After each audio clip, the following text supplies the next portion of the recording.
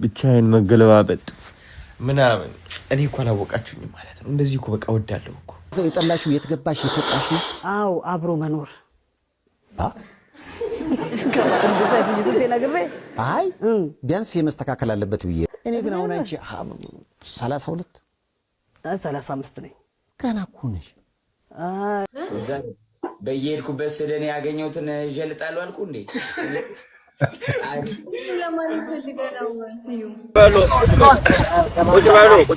ሌናችሁ የተጠማ አባላት በሙሉ ዛሬ እንግዲህ ዋናው ያገናኘን ነገር ስለ ተጠማ መመስረት ትንሽ አነጋጋሪ ነገሮች ስላሉ ለነሱ መግለጫ ለመስጠት ኪሴ ሳይሞላ ለምን ብለው ይሄንን እንትን ሲሉ በጣም ነው የሚገርመኝ። ምክንያቱም ክፈሉ ስትያቸው ክፍያ ላይ ሰላም ሰላም ውድና የተከበራችሁ ተመልካቾች እንዴት ናችሁ? ይህ ሌማት ቲዩብ ነው። በሌማት ቲዩብ የተለመደው ፕሮግራማችን ዛሬም ተጀምሯል።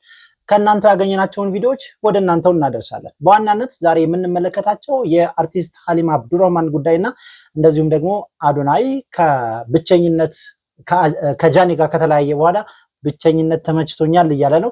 እሱንም እንመለከታለን። እንደዚሁ ሌሎች የሚያዝናኑ ቪዲዮዎችን ጨምረን ወደ እናንተ ይዘንላችሁ መጥተናል። ከእናንተ የሚጠበቀው ቻናሉን ሰብስክራይብ ያላደረጋችሁ ካላችሁ ሰብስክራይብ በማድረግ እንደዚሁም ደግሞ ቤተሰብ ሆናችሁ ላይክ እያደረጋችሁ እንድትጀምሩት እንጋብዛችኋለን። ለሌሎች ሰዎች ደግሞ ሼር ማድረጋችሁ እንደ ቦነስ ይቆጠራል።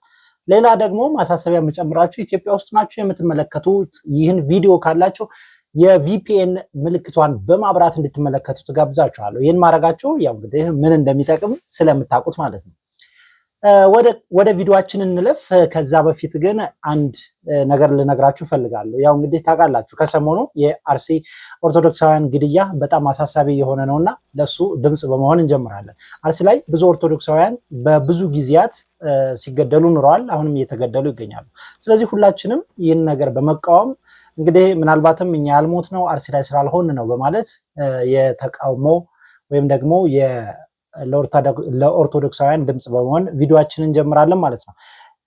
አርቲስት ሀሊማ አብዱራህማን ከሰሞኑ በሰይፉ ሾው ላይ ቀርባ የተናገረችውን እየሰማን እንቆያለን። የራሳችንን ሀሳብ ደግሞ መጨረሻ ላይ እናሰፍራለን። በጣም ነፃነት ይፈልጋለሁ። ይሄ አሁን ትዳር ላይ ስርዓት መያዝ አለብህ ምናምን እንደ ትዳር መሆን አለበት አይደል ሰይፉዬ? በማቀው ማለት ነው በጓደኞቼ በመናም በማየው እኔ እንደዚህ አይነት ነገር በህግ መኖር እኔ አልወድም። ህጉ እኮ የጋራ ነው። አይ የጋራ ባለትዳር ሲሆን በህጉ የሚጠናው እንጂ አሁን ቦይፍሬንድ ምናምን ሲኮን በቃ ራስን እንደኔ አይነት እንትን ነው። እሱስ ነፃ ቢሆን ማለት ልክ እንዳንቺ አሁን አንቺ የጠላሽው የት ገባሽ የፈጣሽ? አው አብሮ መኖር አይ ቢያንስ የመስተካከል አለበት ብዬ ነው። አብሮ መኖሩ አው አንድ ቤት መኖር በጭራሽ እኔ ቤት የለኝ እሱ ቤቱ ነው። ገባ ወይኔ እኔ ኢላሂ ያ ረህማን ልባችሁን እንዲያስደስትልኝ በቃ በመለሰኝ ልቤን በቃ እንዳገባ እንትን ቢለኝ በእውነት እንደዚህ ስትሆኑ በጣም ነው የሚጨንቀኝ ሰይፉዬ። ስንዳይት ሙተ እንደ ወይ አንድ ቀን ደግሞ ቬሎ ለብሼ ምናምን ለትንሽ ቀናት አብሮኝ የሚሆን ሰው ከመጣ እንደዛ አድርጌ ሰው የሚከራይ ሙሽራ ባሽ ዳሄጄ በጣም እንትን ብዬ ነው የመጣሁት። ግን ከዛ ከመጣሁ በኋላ እንደው ወይኔ በቃ ስለ ትዳር ምናምን ሲነሳ አይ እኔ እኮ በቃ ይሄን ነገር ፖዝ ያደረኩት ጉዳይ ነው ምናምን ብዬ ነው የምተወው እንጂ ጭራሽ ለምን ምናምን የሚባለው ነገር የለም ሰይፉዬ። ብዙዎች ስላንቺም ደግሞ ጥሩ ያስባሉ አብረው ደከማቸው። አሁን ራሱ እንደውም ሰይፉዬ ስንዳይት ሙት አሁን ጓደኞቼ ሲወልዱ ሄዳለሁ እኔ ሲሄድ እዛ ሐራስ ስጠይቅ በቃ ያንቺን ያሳየን ምናምን ብለው ጸሎቱ ይላል ዱዓው ልነግርህ አልችልም። አንዳንድ ጊዜ በጣም ነው እንትን የሚለኝ ባልሄድኩ ኖሮ ሰው ሳይኖር ቢሄድ እላለሁ። ሁሉም በቃ ሀልዬ እንደዚህ ብትወልጂ እነሱ እኮ ከፍቅራቸው ነው። እኔ ደግሞ ያስጨንቀኛል። ገባ ውስጤ እንደዚህ የለም። ስለዚህ በቃ እንዴት ነው ማረገው ይሄን ነገር ምናምን በጣም ውስጥ እንትን ነው።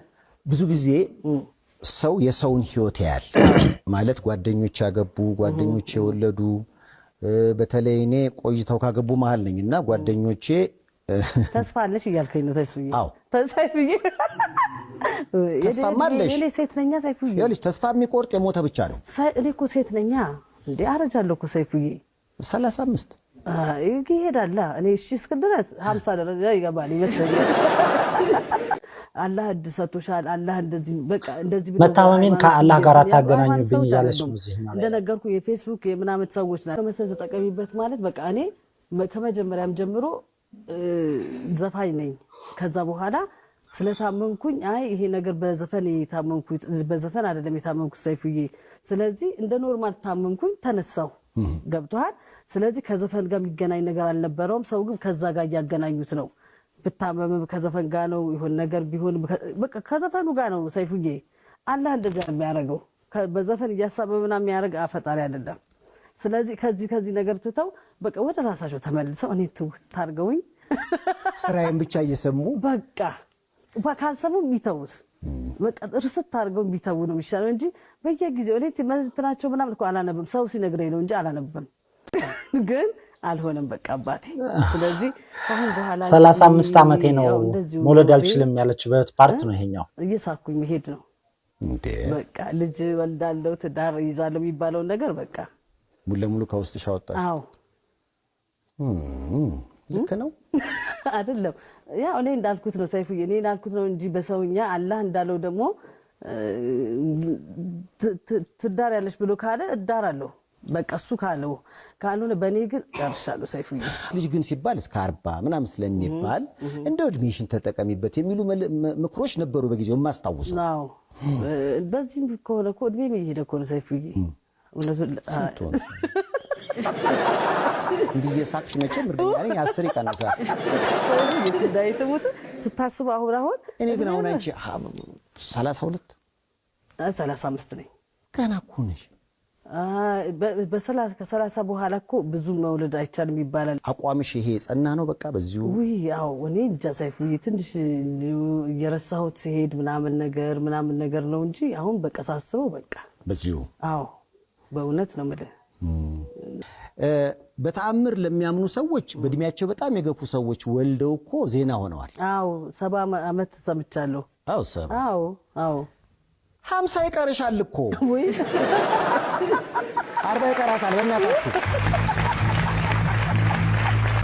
እንግዲህ እንደሰማችሁት ነው። እዚህ ላይ እንግዲህ የሀሊማ አብዱራህማን እድሜ 35 ነው እያለች ነው እሷ። ነገር ግን የሆነ ቪዲዮ ላይ ያየው ነበር፣ ምናልባት ቪዲዮን ካገኘሁም አሳያችኋለሁ። እዚህ ላይ በ1974 ዓመተ ምህረት እንደተወለደች ስትናገር ነበር። ስለዚህ 2018 ሲቀነስ 1974 ደግሞ ሂሳቡን ሰሩት። ሰይፉ ሲናገር እንደሰማችሁት ምናልባትም በዚህ ሳቂታነትሽ በጣም እንደዚህ በመሳቅሽ ምክንያት 10 ዓመት ትቀንሻለሽ እያላት ነበር። እውነትም 10 ዓመት ትቀንሳለች። ያ ማለት 44 ዓመት ነው፣ አሁን 35 ዓመት ነው እያለች 9 ዓመት ኦልሞስት 10 ዓመት በሉት። ስለዚህ ሀሊማ እድሜዋ 35 ዓመት አይደለም። በዛ ላይ ደግሞ መውለድ አልችልም እያለች ነው። ሴት ልጅ መውለድ የማትችለው ርጣት የሚባለው እንግዲህ ከ45 ዓመት ጀምሮ ባለው ጊዜ ላይ ነው እና 35 ዓመት ላይ ደግሞ አፍላው መውለጃ ነው። እንግዲህ ከ25 ዓመት ኦልሞስት ከዛ ጀምሮ እስከ 35 እስከ 40 ዓመት የሚወለድበት እድሜ ነው። እሷ ግን መውለድ አልችልም የሚል ነገር እየተናገረች ነው። መውለድ የማትችለው ከእድሜው አንጻር 44 ዓመት ከሆነ እውነትም መውለድ ላትችል ትችላለች፣ ልታረጥ ትችላለች። እንግዲህ ያለውን ነገር የምታውቀው ሞር ራሷ ናት። ሀሊማ ግን እውነት ለመናገር ታሳዝናለች። በእርግጥ ማለት እንግዲህ ለብዙ ሴቶች ምሳሌ ትሆናለች ብዬ አስባለሁ። እድሜያችሁ እየሄደ በሄደ ቁጥር አግብቶ ለመውለድ ያላችሁ ፕሮባቢሊቲያችሁ እየቀነሰ ነው የሚሄደው እና በዛ ላይ ደግሞ ተፈላጊነታችሁም በዛው ልክ ነው የሚቀንሰው። ስለዚህ ሴቶች እድሜያችሁን ተጠቀሙበት። አንተስ ብላችሁ እንዳትጠይቁኝ ደራ። ሌላ ደግሞ እንግዲህ እንደሰማነው ዘፈንን ከሃይማኖት ጋር ማያያዝ ነው። እንግዲህ ብዙ ሰዎች አይ ቲንክ ይጠይቋታል ይመስለኛል። መቼ ነው ወደ ድንሽ የምትመለሺው? መቼ ነው ወደ እስልምናሽ ወደ ሃይማኖቶች በደንብ ተመልሰሽ ሃይማኖትሽን እማትይዢ ብለው ተደጋጋሚ ጥያቄ ይጠይቋታል እና ለዛ ምላሽ ደግሞ አላህ እንደዚህ አይነት ፈጣሪ አይደለም፣ ዘፈን ዘፈንሽ ብሎ የሚኮንን ፈጣሪ አይደለም የሚል አይነት ሀሳብ ያለው ንግግር ነው ስትናገር የሰማናት ማለት ነው። እንግዲህ ያው የሃይማኖት ተከታይ ስላልሆንኩኝ እኔ እዚህ ጋር ገብቼ እንደዚህ ነው ማለት አልችልም። ዞሮ ግን ብዙዎቻችን የምናምንበት ዘፈን አያዘርቅም። ወደ ሌላ ቪዲዮ እንለፍና አሁንም ደግሞ ተመልሰን እንምጣ። የአዶናይ ጉዳይ የደበረኝ ከመሰላችሁ ተሳስታችኋል ጋይስ፣ የደበረኝ ከመሰላችሁ ተሳስታችኋል። ይህ የምወደው ህይወት ነው፣ እንደዚህ ብቻዬን መገለባበጥ ምናምን። እኔ እኮ አላወቃችሁኝም ማለት ነው። እንደዚህ እኮ በቃ ወዳለሁ እኮ ፊልም ወዳለሁ ምናምን። ከሰው ተሰብስበ የምታተርፈው ነገር የለም። እውነት ልንገራችሁ፣ አንዳንዴ ማለት ነው ብቻህን ይሻላል። እንደ ጥቅልል ትልና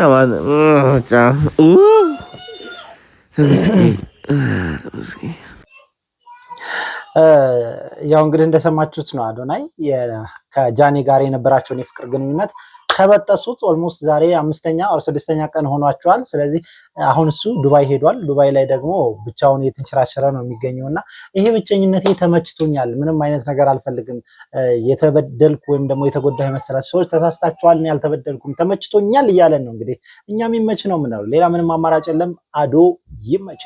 እስኪ ሌላ መነጋገሪያ የሆነ ጉዳይ ደግሞ እንመልከትና ሀሳብ እንስጥበት።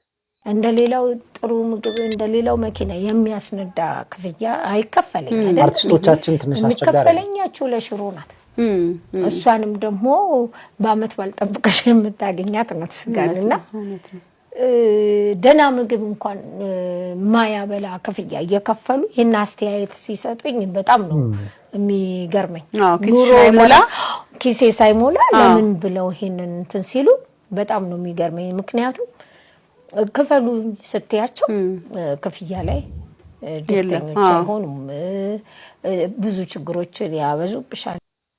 እንደሰማችኋት ነው እንግዲህ ማሚ ወይም ደግሞ ብዙ ጊዜ የእናቶችን ካራክተር ይዛ የምትሰራው አርቲስት ነች እና በተደጋጋሚ ምናልባትም ማህበራዊ ሚዲያ ላይ አይታችኋት ሊሆን ይችላል። በተደጋጋሚ ከችግር ጋር ተያይዞ ትታያለች እና በባለፈውም እንደዚህ ታክሲ ስትጠብቅ ቪዲዮ ተቀርጻ ቲክቶክ ላይ መነጋገሪያ ሆና ነበር። እንደምታስታውሱ ደግሞ አዶናይ ለአርቲስቶች መኪና እየገዛ ይሰጣል እና ቻሌንጅ ጀመርላት የሚባል ነገር እያየን ነበረ። ነገር ግን እሷ ደግሞ አልፈልግም የሚል ነገር ነበረ። ግን አሁን በቅርብ ሰሞኑን የሆነ ነገር ተደርጎ እያየው ነበር።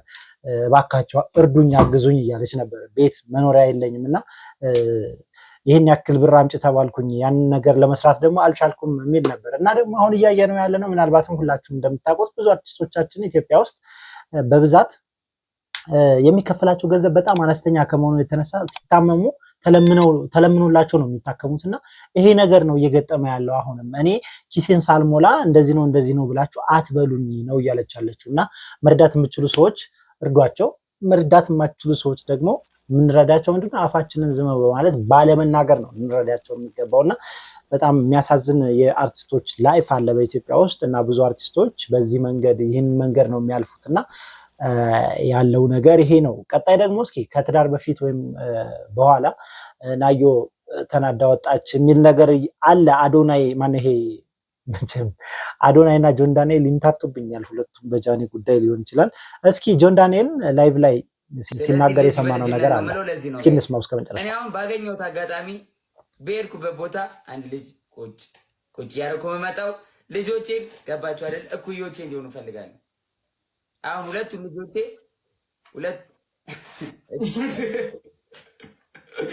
ቆይ ጥያቄ አለኝ እዚህ ጋር ማለት ነው። በወጣትነት መውለድ ከፈለክ ናዩም ወጣት ናት፣ አንተም ወጣት ነህ፣ ብትወልዱ ደስ ይለናል። ኖ እዛ በየሄድኩበት ስለኔ ያገኘሁትን ይዤልጣለሁ አልኩ እንዴ? ለማለት ፈልገህ ነው ስዩም? አይ እኔ እኮ ወጣት ምናምን ሲል ገብቶሻል፣ ኤክስፒሪየንስ ነው ሲሉ አታዝንልኝ። እንደዛ የተካውኒ ከሱ ጋር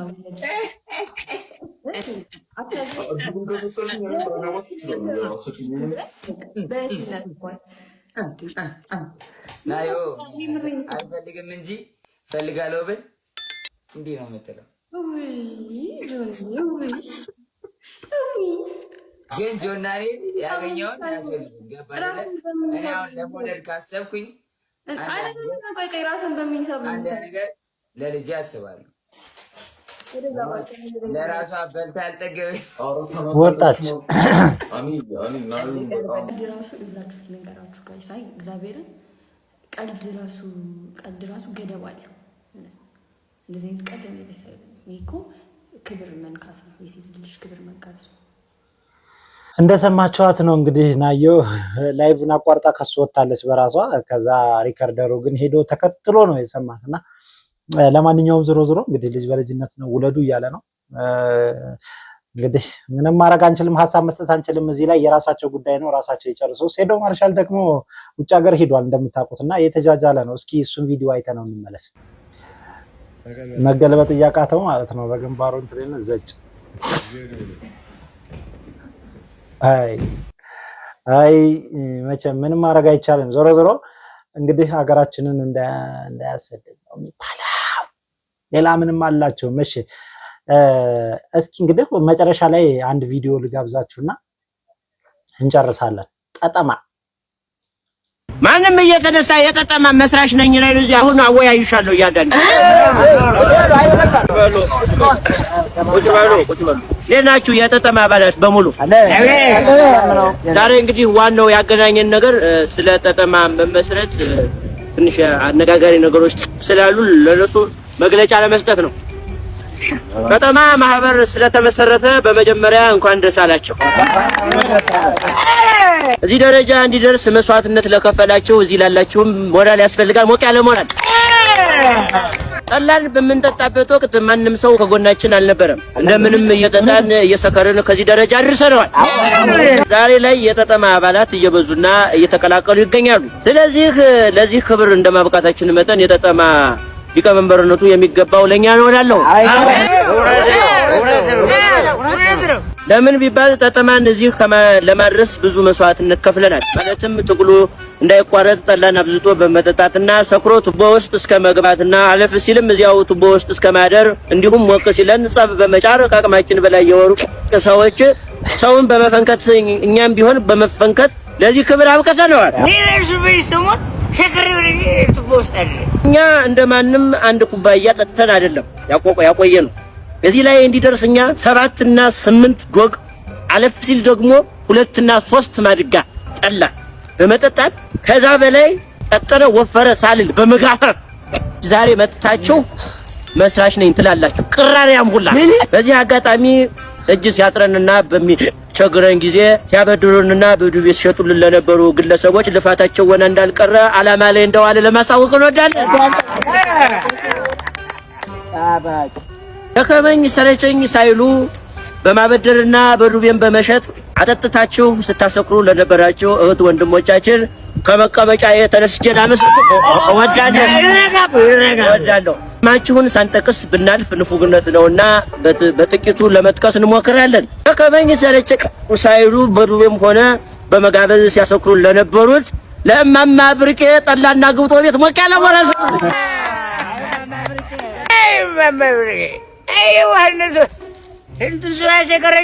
እንዲሁም ኪሳችን ወደል ሲል በመሙላት ቱቦ ውስጥ ስንገባ አውጥተው ቤታችን ለሚያስገቡን ለአባባ ዳምጤ ጣሰው በድጋሚ ወጋደ ማለት ነው። ሌላ የጠጠማ ሊቀመንበርነቱ ለኔ ነው የሚገባ ብሎ የሚጠይቅ ካለ በ7 ገንቦ ጠላ ማዕበል እንዲናወጥ ትዕዛዝ እንሰጣለን።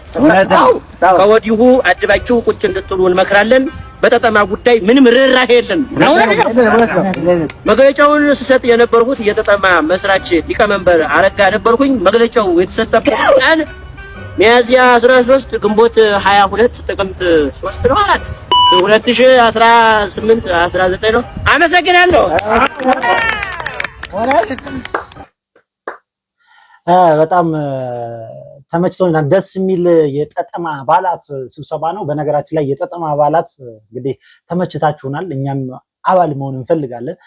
ውድና የተከበራችሁ ተመልካቾች አብራችሁ ስለቆያችሁ፣ ስለተዝናናችሁ፣ ቪዲዮውን ስላያችሁ፣ እስከ መጨረሻ ስለተመለከታችሁን እጅጉን አመሰግናለሁ። ቪዲዮውን ላይክ አድርጋችሁ እንድትጨርሱት ጠይቃችኋለሁ። ምናልባት ስትጀምሩ ላይክ ያላደረጋችሁ ካላችሁና እስከ መጨረሻ ያያችሁ ላይክ ብላችሁ ውጡ ማለት ነው። እንደዚሁም ሰብስክራይብ ያላደረጋችሁ ደግሞ ቻናሌን ሰብስክራይብ በማድረግ ቤተሰብ እንድትሆኑ ጋበዝኳችሁ። አብራችሁ ስለቆያችሁ እጅጉን አመሰገንኩ። በቀጣይ በሌላ ቪዲዮ እንገናኛለን። መልካም ጊዜ ይመቻችሁ።